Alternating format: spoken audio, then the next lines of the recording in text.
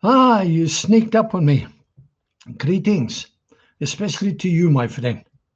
Welcome to the Water Owl, the Watergat. My name is Peter Warren, and today we are going to spend some quality golden time together around the life-giving Word of God.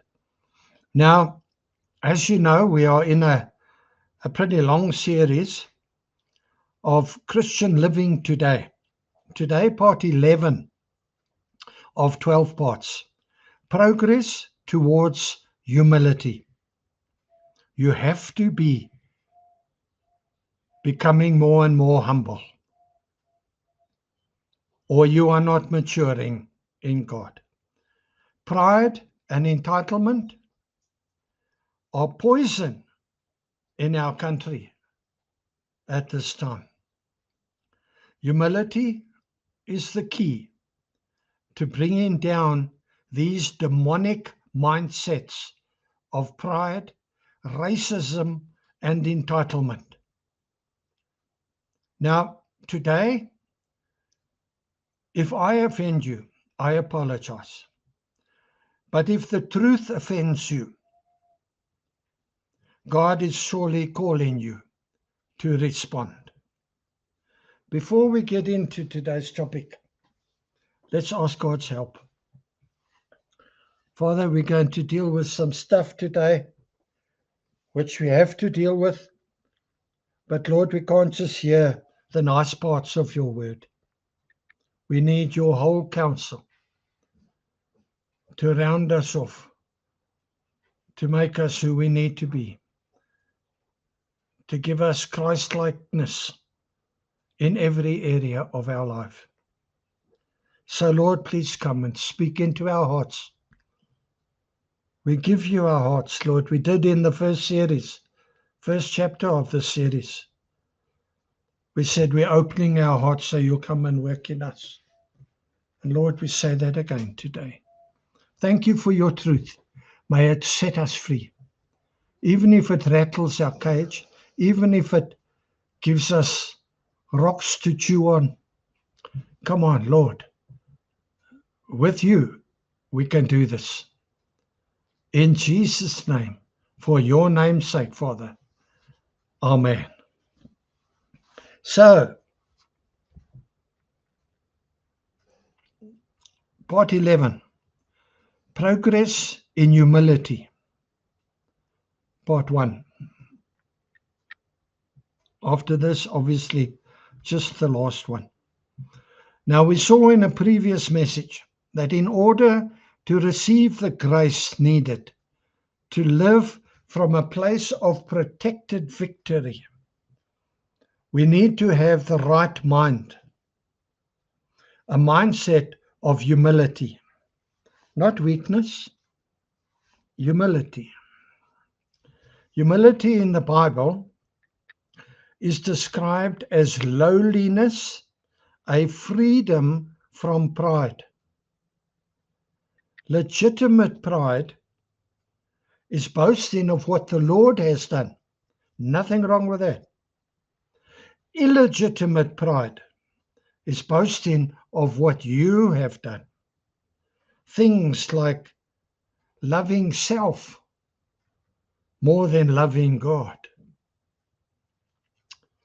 One of the worst forms of pride in our nation today is ancestral pride. What is that? It's pride in who my ancestors were. I am black. I am white. I am brown. I am Afrikaner. I am English. I am Zulu. I'm Khoisan. Therefore, I am cleverer. I am better. I am more entitled than everybody else. Oh my word. That evil pride holds us back. It's a bondage Your hands are tied. Your legs are shackled. That evil pride keeps us from accepting one another and from coming into unity to solve the problems of this nation.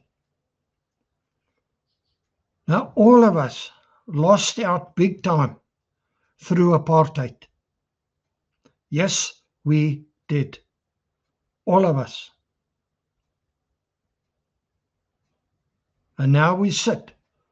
Well, I don't need you. I can do this by myself. Oh, really? How's that working for you? Philippians 2, verse 3. In the ESV, God says, do nothing from selfish ambition or conceit, but in humility count others more significant than yourselves.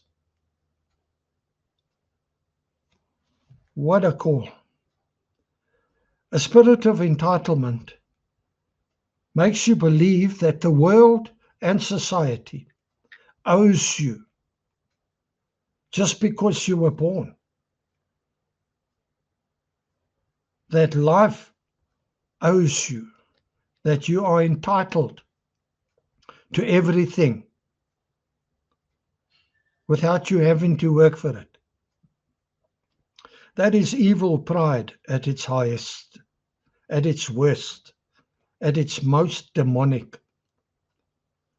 Both the Old and the New Testament describe how God lifts up the lowly, saves the humble, gives grace to the meek,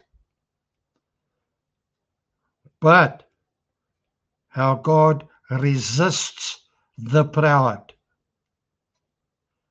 Now, since we as human beings can so easily fall into the sin of pride, God often has in the past and still does do things to deliberately humble his people. As believers, being humble means selflessly using what God has given you to benefit others. No hidden agenda, no strings attached, not always expecting reward or catching shine. Just being a humble servant. Jesus showed total humility in laying aside his heavenly glory and becoming a man. And not a rich man, a poor man. A man who had nothing. Nothing. Paul uses Christ's humility to encourage us to be humble. In Philippians 1, from verse 27, in the CEV, I'm going to read this 3 verses. Listen to this. Above all else, you must live in a way that brings honor to the good news about Christ. Then, whether I visit you or not, I will hear that all of you think alike. I will know that you're working together and that you are struggling side by side to get others to believe the good news. Be brave when you face your enemies. Your courage will show them that they are going to be destroyed. And it will show you that you will be saved. You see, meekness, humility, but with courage. Wow, what is that? Your courage will show them that they are going to be destroyed, and it will show you that you will be saved. God will make all of this happen. And he has blessed you. Not only do you have faith in Christ, but you suffer for him. You saw me suffer, and you still hear about my troubles. Now you must suffer in the same way. Don't be surprised, my friend, when people go against you, life goes against you, the lawmakers go against you. Don't be surprised.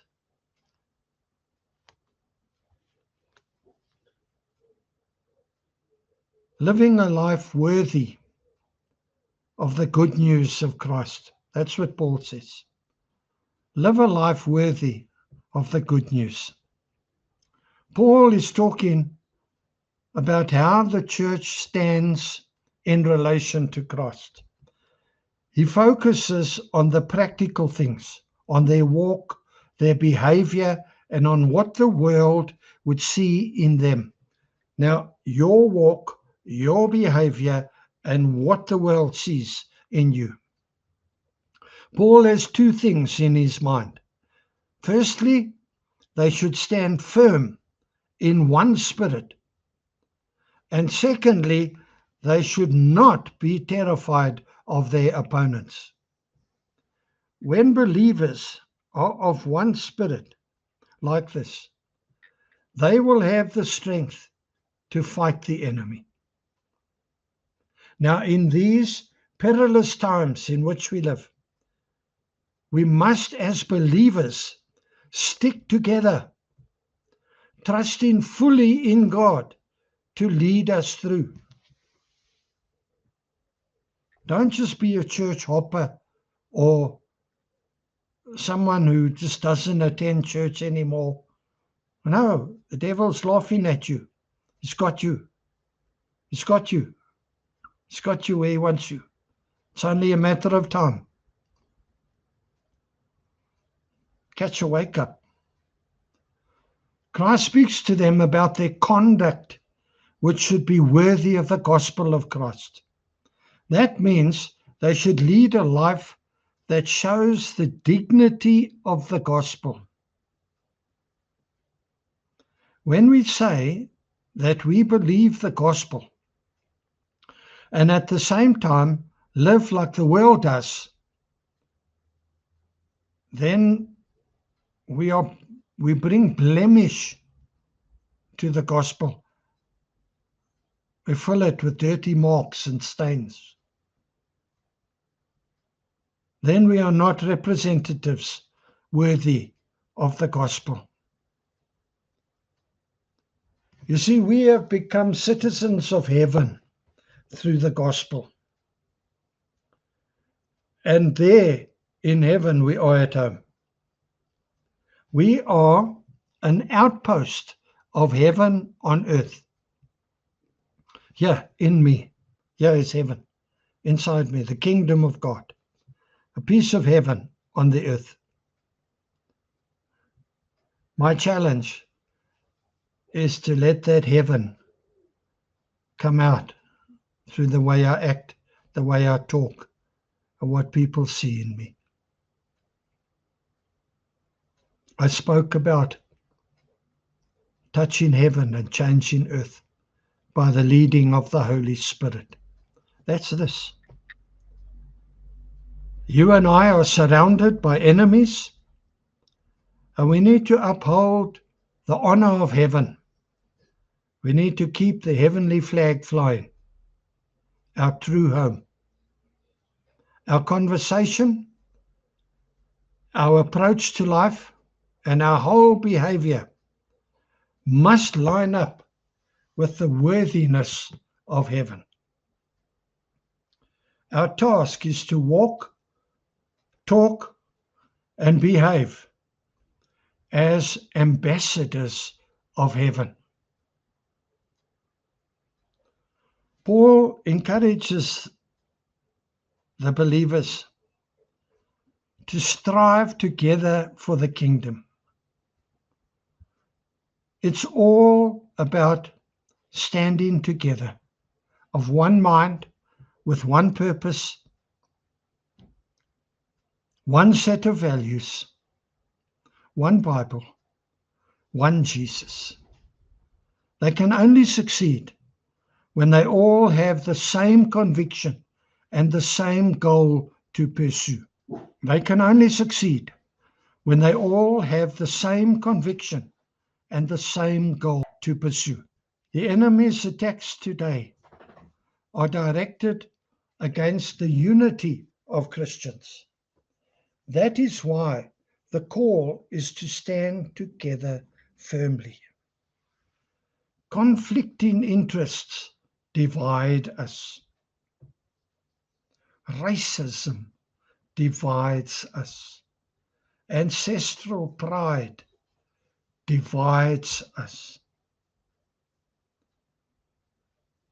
It's tough enough with different languages that divide us.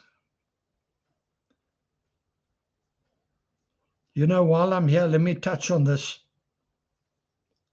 I hear many people say that, it's my culture.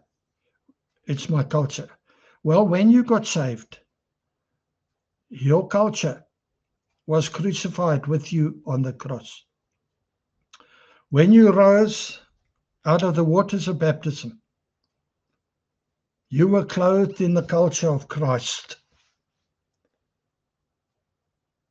And it is Christ's culture that now applies.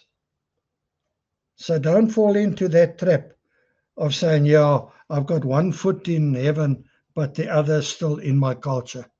No, my friend. You've been deceived. Conflicting interests divide us. Mutual interests bind us together. That means to be in one spirit. In our next message, we'll finish up by talking about a life worthy of the gospel. For now, I remind you, you were not designed to be defeated by pride, by racism, by entitlement. Oh, those are terrible things. You were designed to live a victorious life through humility, meekness with courage. What is that? That's beautiful. Go and reread that scripture again. And you have to partner with God to write this next chapter of your life, to live strong, to know whose you are, to know what you believe, why you believe it, and to live that out, that you actually believe it. So as we come to close now, we need to just close in prayer. If you don't know Jesus as your King and as your Savior, there where you are, ask Him today, Jesus, if you are real, would you please reveal yourself to me in a way that I will know it's you and I will know this is real. And keep asking Him until He reveals Himself to you. And when He does, seek out a Christian leader, a pastor or something, and let them lead you through all your other questions. But let all of us now respond to this message of progress in humility. Are you guilty of ancestral pride? Because of who your ancestors were, you're entitled, or you something better than others? Or come on. In the kingdom of God, the only way up is down. The only way to receive is to give.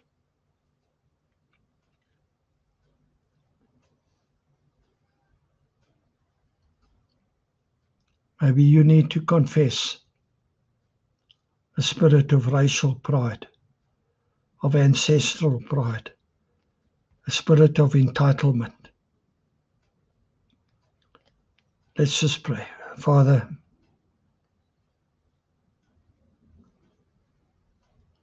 you heard what I said, and you know what's in our heart.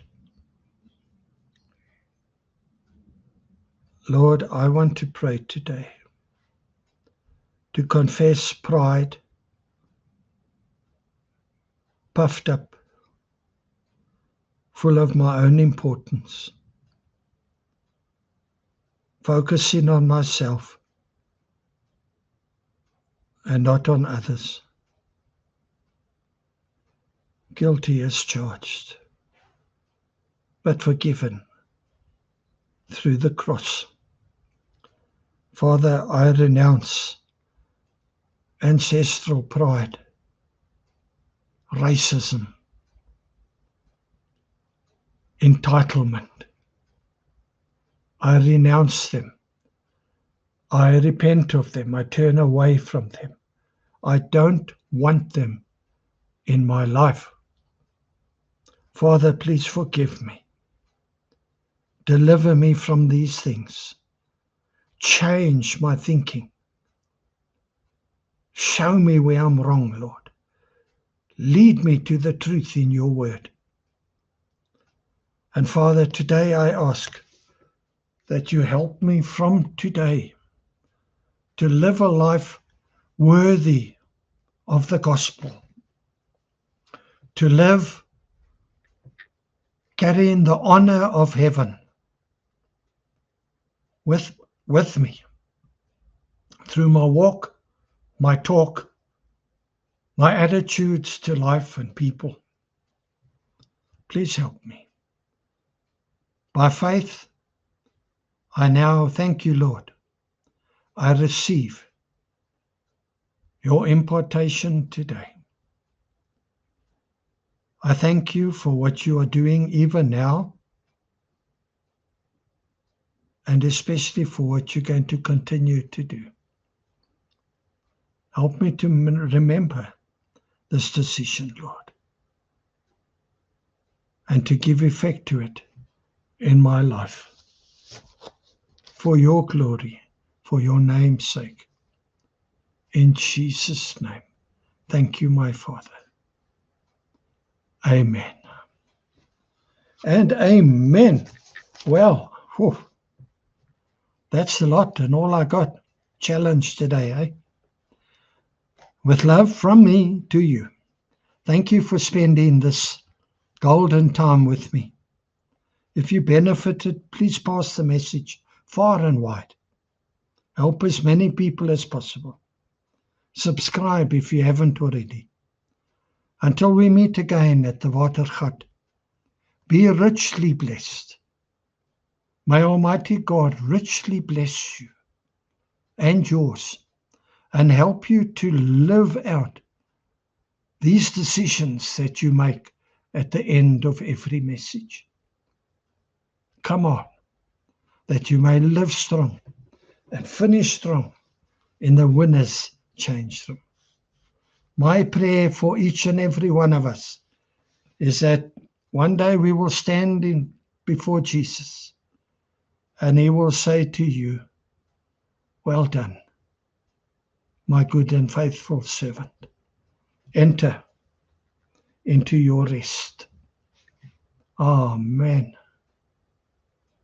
God bless you.